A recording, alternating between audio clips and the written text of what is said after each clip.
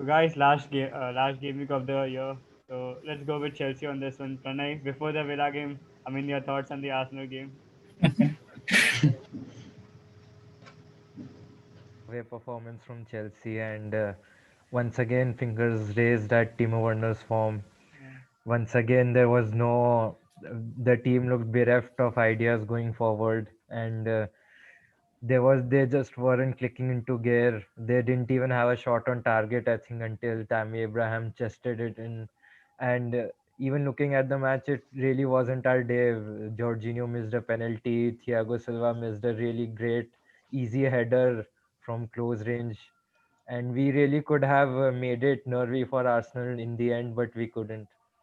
I mean, you mentioned the attacking side, but what is important by the defensive side? Like, I didn't see any of Pulisic or Werner tracking back to help Reece James, especially Reece James, because he was getting 3-on-1 by Smith Rowe, Martinelli, and Tierney. Yes, I don't really think Frank Lampard. I haven't because I haven't really seen, especially Timo Werner track back that much, and even Pulisic wasn't doing as you rightly said. And normally, Reece James is pretty solid defensively, as good as he is going forward. But in the last game, it wasn't his day, and even that penalty which he gave away, it wasn't a hard, it was a soft penalty, I would say, but still he made that lack of that rush of blood, and he attempted that challenge, and that's what gave away the penalty. And even going forward, actually, Reece James wasn't as threatening as he usually is. So now coming on to the Villa game, would you start Timo Werner? That's the main question going around right now. Timo Werner, in my opinion, if at all he should start through the middle now. I mean, there are no excuses now for Frank Lampard. Hudson Odoi gave a good account of himself when he came on, and so he deserves a place in the starting 11. I was actually saying before the Arsenal match also, I said he should start, but he didn't anyway. So now he can start, and Pulisic can start on the left. And if Timo is fatigued, then he should start on the bench. Otherwise, he should start through the middle. Otherwise, he shouldn't. That's what I would say. I mean, Villa coming into this one pretty 2 wins in last 2 games. So you fancy this one? Actually, no, because I think Villa Yeah, have kept 4 clean sheets in their last 4 games also. yeah. And Villa are playing very beautiful football. Last time around, they beat Crystal Palace 3-0 with 10 men. 10 Yeah. men, yes. Jack Yeah, yeah. Grealish, he's alone playing like two players, a CM and a left winger. And On their usually, way, they can beat any team in the Al Ghazi is also league. playing very well. Actually, I feel Ross Barkley will be coming in no, sooner Ross rather than Barkley later. he will currently just add to the injured. fire. Currently is injured, and anyway, he wouldn't have played against his parent club, right? So yeah, Aston Villa are good. They are especially good away from home. And I'm really not looking forward to playing them right now. Yeah, but I'll be very optimistic about Pulisic starting on the left. I mean, he should have started on. He's a different player playing on the left. See, Uh, Pulisic actually in the first half against Arsenal, Pulisic was the only player who had some sort of attacking output and attacking intent. yes, he was And looking. He was the only one looking productive. second half it was Callum Hudson-Odoi. So if these two start and they could pick up from where they left at Arsenal, Chelsea could, even whoever plays as a striker, Werner, Giroud or Abraham could benefit from this. Olivier Giroud is fit for the Yes, Villa game. Yeah. yeah, So Tammy and Giroud should share the workload. I think it's time to drop Timo Werner. I mean, mm, it makes no sense to drop Tammy or Giroud for Timo Werner, I agree. who's been lagging rhythm.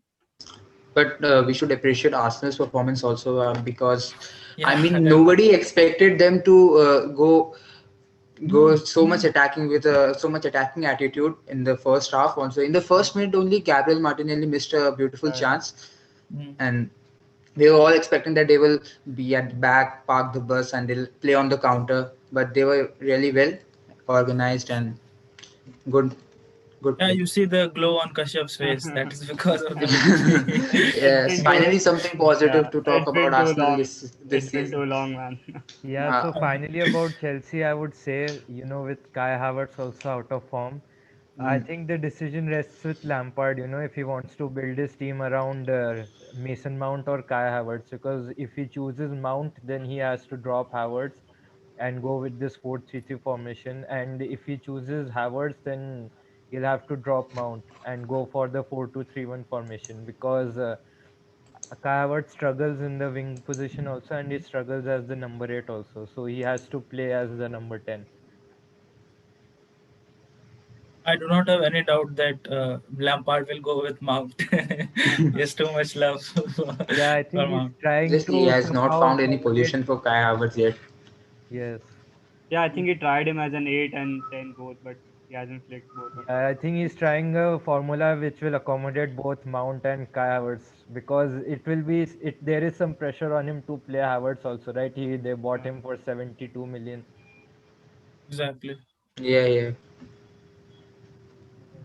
So let's move on to Liverpool now. I mean, Nikhil, that was a classic big time blow for you I guys. knew it actually. I predicted that West Brom are going to score at least one goal, but I never thought that they take a draw out of it. Thought that Liverpool will definitely score three or two at least, and we would win the game. But yeah, the second half performance that Liverpool showed, it deserved a draw. We were not good. We didn't look good the second half. The intensity that we showed in the first half was not that much in the second half. So yeah, we deserved the draw. Didn't Sam deserve to Allardyce win. actually is now unbeaten in He his got first his ta- to Anfield. Yeah. yeah, he got his tactics right, and yeah, his point is also. We can admit that yeah, West Brom players to take anything out of that game, West Brom had to play like that only because you cannot go and attack Liverpool with that set of players. So he got his tactics right and he got the result that he wanted, In the first half, Liverpool or were at least butchering. They were butchering West Brom. I saw the But first half, yeah, and yeah. yeah, they were The- almost playing like two banks of five, West Brom, and no one was Yeah, in the. every outfield player was in the West Brom's half, and they were just Yeah, passing the ball around Trent Alexander-Arnold to Matip to Fabinho but to West Brom were Robertson. very clever. They were Mane was looking the sharpest out of all the three, Firmino, Salah, and Yeah, yeah, Mane. But they were manhandling Mane. They were almost wrestling a lot of the times. He was yeah, Nikhil, yeah. I irritated have an a lot of the interesting times. question for you. Are Mane Hmm. and Salah really like friends? Because I don't think that is the case. I know there's a Been, friendly rivalry regarding who will get more goals, but it doesn't seem to be just that. even I don't know what's between them, but it looks like they They it they're looks the like they they're like are the Virat Kohli and Rohit Sharma of they Liverpool. try to show that they're friends to the world, but what happens inside the trading field we really don't know. But they're not they couldn't be enemies also. Obviously not friends, but they couldn't be like against each other or like anything. like Kohli and Rohit They Sharma. I see like whenever either one of them scores, the other one doesn't come and like celebrate with them. even I see that, but Yeah. I Actually, it don't know what's happened last happening with them. season, right? In that Burnley game, I think Salah had a chance to square it to Mane and he didn't, and then Mane was subbed off. So like Uh, post match, there were rumors of some unrest between the two. Yeah. Ever since then, even I've in been. the Hmm, okay, so yeah. Oh, so I was saying, yeah, I was just saying this only. So after that match, ever since that match, I've been trying to see how they are, but they don't look like best friends to me. in the Villa game also last season when Mane scored the late winner. The Klopp was celebrating, and in the background we saw Salah throwing a bottle to his right side. And what was that for? You just won you the game, and you're So But all yeah. right. in my opinion, Salah is a bit too selfish at times. Yeah, it's a bit too I selfish. remember in But that that Arsenal game this season, Jota had a really good one-on-one. The ball was coming to him, but Salah just comes in from nowhere and ruins the chance for both of them. yeah, that happens. But top strikers tend to do that. That's the difference between Mane and Salah. I'm going to watch Liverpool games more from now on. Hearing these bits, my interest is being increasing. I mean, Nikhil, you guys are gonna face Newcastle this week. You're gonna have a lot of balls. So, would you fancy Thiago for this win? If he's fit, I would fancy him for any game, to be honest. Okay, enough. Because in this game, also in West Brom's game, we missed him a lot. We missed Navigator a lot. We didn't have a Yeah, creative thing bit in the midfield. We know that Curtis Jones, Henderson, or Van Alden cannot make a cutting pass through the midfield, and yeah, they're that not would very creative. create a Henderson chance. is very Uh, sloppy at times. hmm But we need a creative midfielder there against teams that tend to park the bus. So I would fancy Thiago if he's fit. If Yeah, Thiago was he's there in the first half, I feel Liverpool could have no. scored He was 4 or 5. No, I'm yes, saying yes. if because Acha. Liverpool was so dominating, just that the central midfield wasn't able to At least the thread through first those 20 passes. minutes, Liverpool were really looking like they'll run away They with were it. butchering Yeah. West Hmm. Brom. If they were finished the chances in the first half, the game would have been completed there only. So Yeah. 1-0 is a good scoreline for West Brom in the first half. They thought that they had a chance to take something out of the game, and yeah, in the end they did. So From a corner, I think. they deserve that. Yes, they deserve Yeah, that. set The piece. point. Mm. So, what you're going for this week? Hmm. Again, 3-1 Liverpool. Liverpool. Uh, And even Oxlade-Chamberlain, I think he would start this one too, don't you think? Oxlade-Chamberlain, I don't think that he may be that match fit No. that he could. I don't think Jurgen Klopp will start him in a match. Probably give him 30 minutes or so at the end. But let's see if Thiago. Rumors are that Thiago is going to start the Newcastle match, and if Thiago starts, I don't see Oxlade-Chamberlain starting. I see Henderson, Wijnaldum, and Thiago starting. Obviously, he will be subbed in later if things are worse. So And are you worried about your centre back current situation? Like Reece Williams was pretty sloppy when he came in for Joel Matip. So would you fancy Liverpool to buy a defender in the Jan market? obviously, I would fancy Liverpool to buy Dayot Upamecano is available, and the other centre back in Leipzig is also available. Rumors were that Ozan Kabak from Schalke were also in the rumors. His name was also in the rumors, but as things are going on right now in Liverpool, I don't think that they're gonna spend any sort of money in January. They think that their squad is settled, but I read it somewhere today that they will change their plans if the scans of Joel Matip comes out to be a slightly negative. If he's injured for more time, then they will obviously consider signing someone in January. But I don't expect any big signings happening in January. Reece Williams is decent to be on his day. He played against Tottenham really well. So let's see what happens in Newcastle game. Yeah, if Liverpool do sign a centre back, it will be good because it will free up Fabinho to push back to the CDM position, and he's probably more creative than Henderson and Gini, so that can be beneficial for Liverpool in the long run. Yeah, He goes back to his CDM position. His long And balls are quite delightful. and Fabinho pops up with a spectacular goal also last season. Yeah, Who he his long scored. range strikes are also there. very long this strikes also are very. And he is actually out of position. Although he's playing well, but you can't But I don't play feel him for he's a playing long very time. really well Yeah, in the defender's position. yeah. It's, we Actually, thought that when Van Dijk was injured, thought Liverpool that should make a centre back signing, although not as hmm, flamboyant, but a solid one. They do need to. if you look, many of the good CDMs at some point in their careers have played as center backs. Mascherano did that. Yes, Fernandinho for Manchester Fernandinho. City.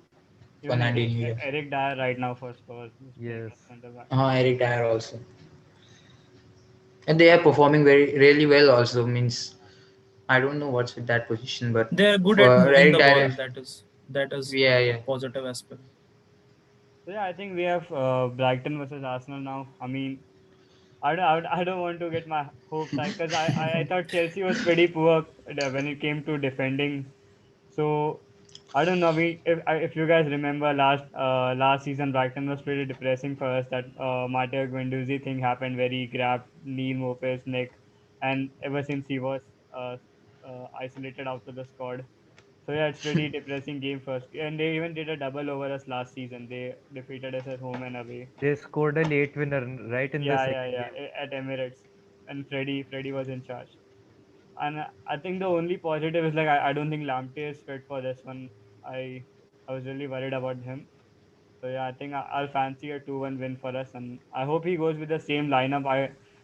Uh I don't hope that he went for Emil Smith Rowe just because Willian and all those, yeah, Willian and David Luiz are injured. I don't. So I hope he goes with the same lineup for this one too. So Yes, would you start Willian if he was fit? No, If definitely he not. was fit. Yeah, but I think Arteta would definitely start him. Yeah, Brighton Pepe are a good Pepe might team. start, I feel. I think I Pepe don't was also. Pepe. I don't think. I mean, Saka is pretty much nailed down that right wing position. Whenever he has played in that right wing position, he's been pretty good, even against Chelsea. So Yeah, but his original position is sort of midfield or wing back. No. yeah, but I think we have many different players, and we don't play that formation which used to suit him, like as a right wing back. Yeah. So I think he'll start at right wing with, hopefully Aubameyang comes back for this one, and we have Martinelli on the left. Was absolutely beautiful to see him back to. I mean, the way he was pressing against Chelsea.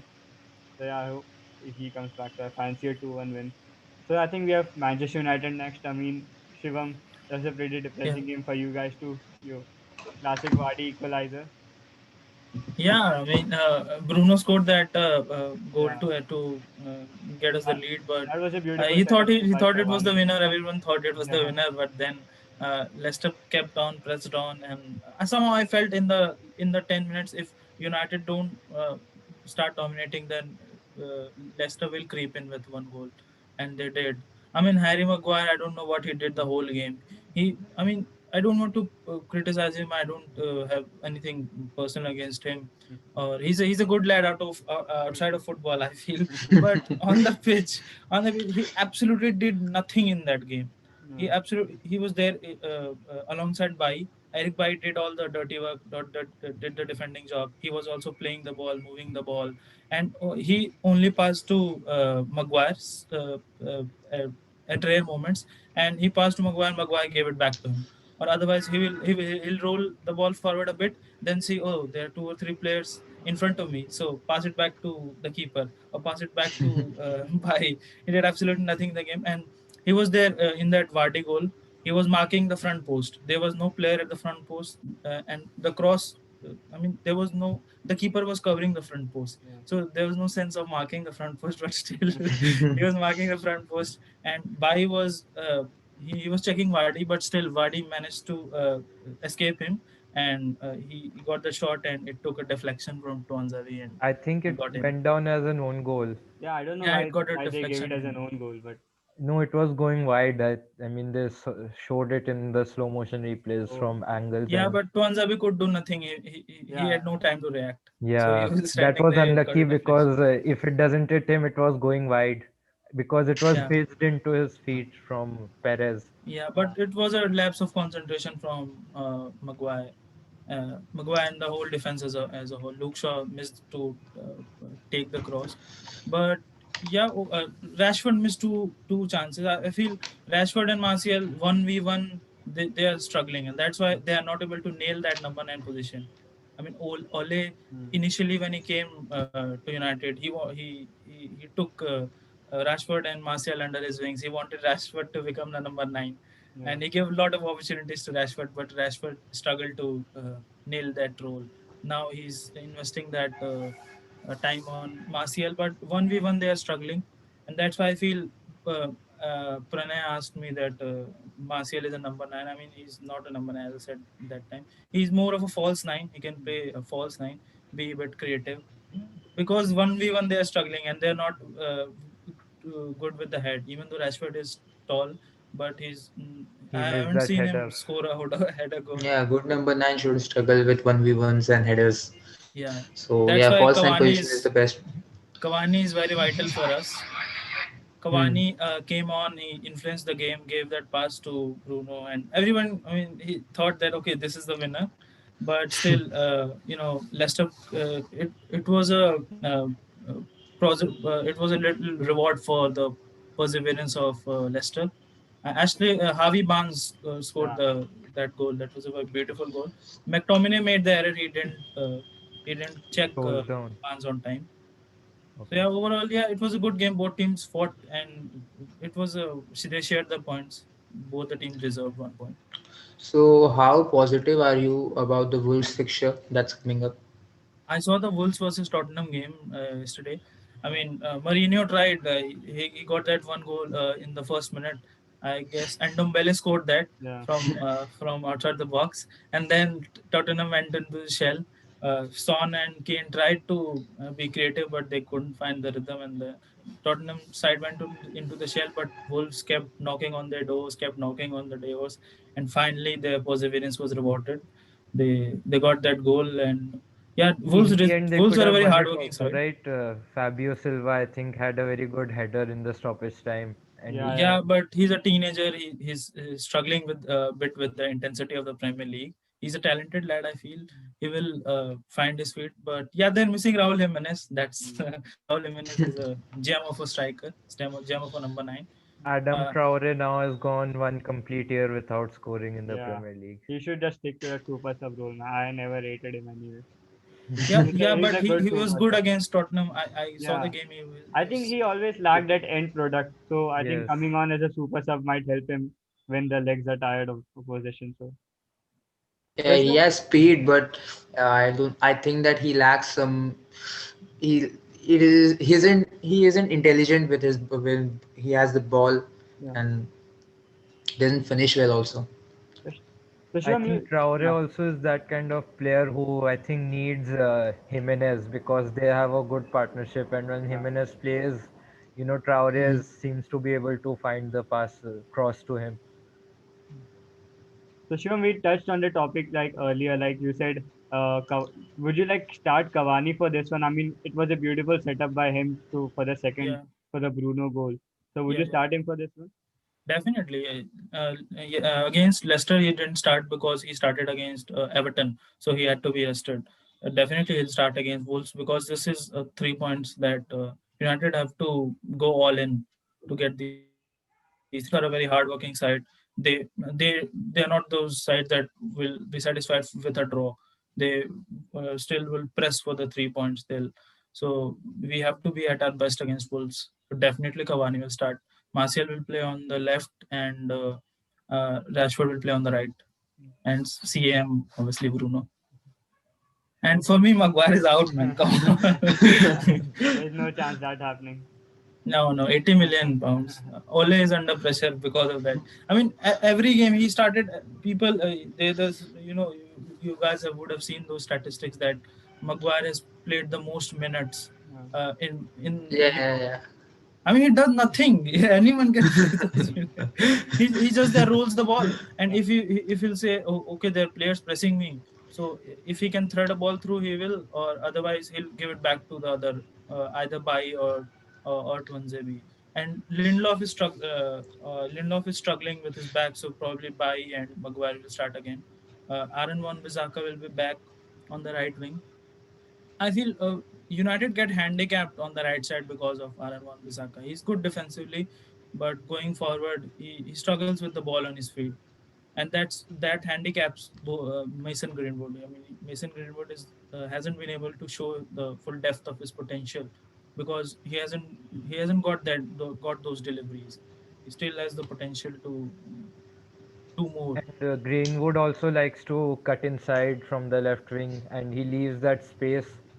I mean, from the right wing, so he leaves that space which ideally a fullback should overlap and Cover, fill. yeah, yeah, yeah. That's why I feel Wayne Rooney said he was a big fan of Tariq Lamptey, and he said Yes, United to sign Tariq I've Lamptey, also but heard rumors that Arsenal are also Yeah, interested because in. Bellerin has been linked to a move to Barcelona because he was from the academy. Yes. So yeah.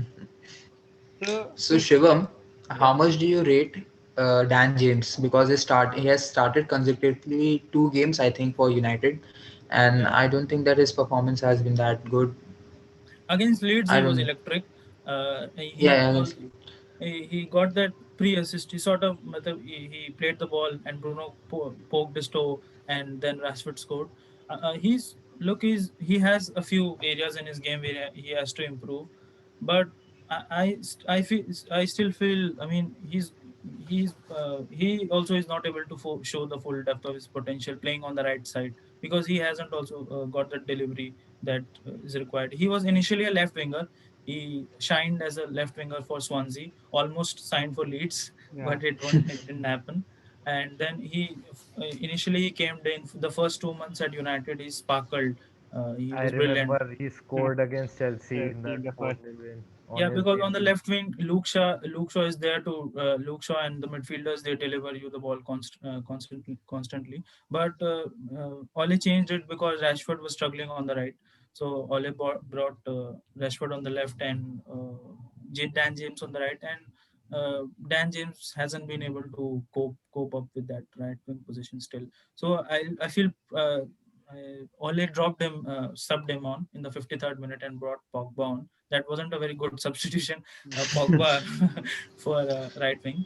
But I feel probably whenever Dan James and Mason Greenwood and these guys, these guys become the scapegoat very easily, and that's why I feel Mm. against Wolves he'll get dropped. I remember Dan James like scored on his debut against Chelsea. He just Yeah, that was a very clinical performance from yeah, United. Even I was not expecting a goal. that was typical Manchester United, counter attacking Counter and attack. Yeah, The first but game of the season, yeah. yeah, we haven't been able to see that Dan James back again, because since his position shifted from left to right. yeah. So Tottenham against Fulham also is a game this week. I mean this game week. Yeah, I I feel think. Yeah. why did Tottenham sign Gareth Bale, man? Man was he's earning 650k euros per week. Spurs are paying in 250 out of and that. if, Yeah, Rest and is not that's paid. Harry Kane money, You Spurs are paying Harry Kane that much money, or around close to you that. yeah. If I you're don't. paying Gareth Bale, I mean, you play him at least. Why you have brought him to play Europa League or what? I mean, come on. These are the games. Yes, the teams.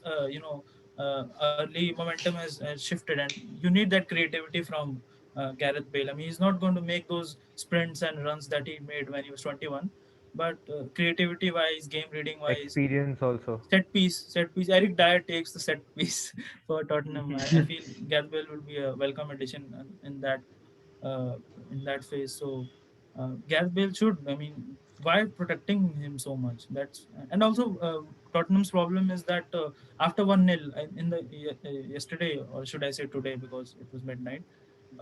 They take 1-0 lead and then they go into their shell.